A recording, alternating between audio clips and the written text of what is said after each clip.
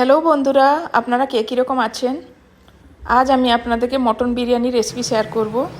প্রথমে আমি এখানে বিরিয়ানির ভাজা গুঁড়ো মশলা রেডি করে নিয়েছি, পেঁয়াজ বেরেস্তাটাও রেডি করে নিয়েছি। এখানে আমি সরষের তেল গরম হতে দিয়েছি, তেল গরম হয়ে গেছে। এখন আমি পেঁয়াজ কুচিগুলো দিয়ে দেবো।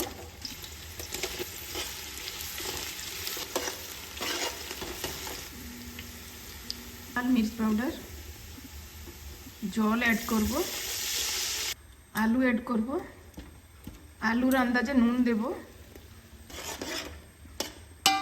আলুটা সেদ্ধ হওয়ার জন্য একটুখানি ঢেকে দেবো।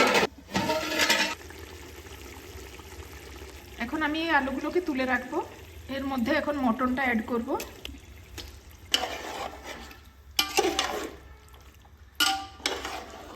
আদা রসুনের পেস্ট, একটুখানি দই অ্যাড করব,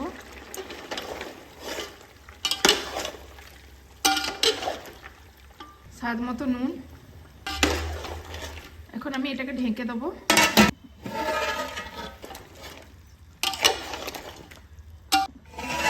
এখন আমি এর মধ্যে একটু বিরিয়ানি মশলা অ্যাড করলাম।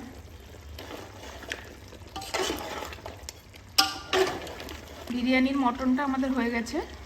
এখন আমি বন্ধ করে দেবো গ্যাস। চালটা আমি আধ ঘন্টা 45 মিনিট মতো ভিজিয়ে রেখেছি। বিরিয়ানির ভাতের জন্য জল বসিয়েছি। এখন আমি লেবু দিয়ে দেবো, কাঁচা লঙ্কা, ধনেপাতা, পুদিনা পাতা, নুন, একটুখানি সাদা তেল, ডালচিনি, এলাচ, লবঙ্গ, তেজপাতা। ভাতের জলটা ফুটে গেছে। এখন আমি চালটা দিয়ে দেবো। এখন আমি লেবু আর তেজপাতাটা তুলে ফেলে দেবো।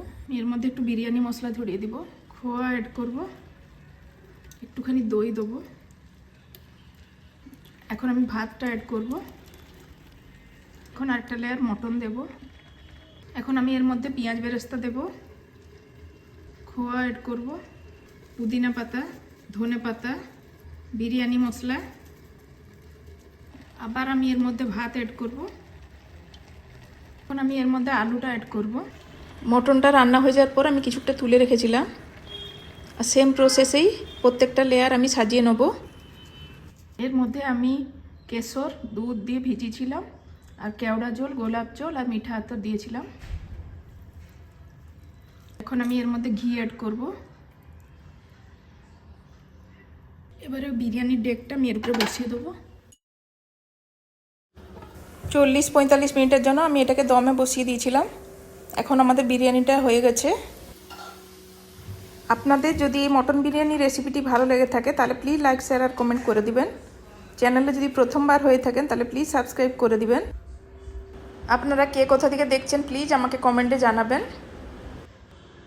সম্পূর্ণ ভিডিওটি দেখার জন্য আপনাদের সবাইকে ধন্যবাদ।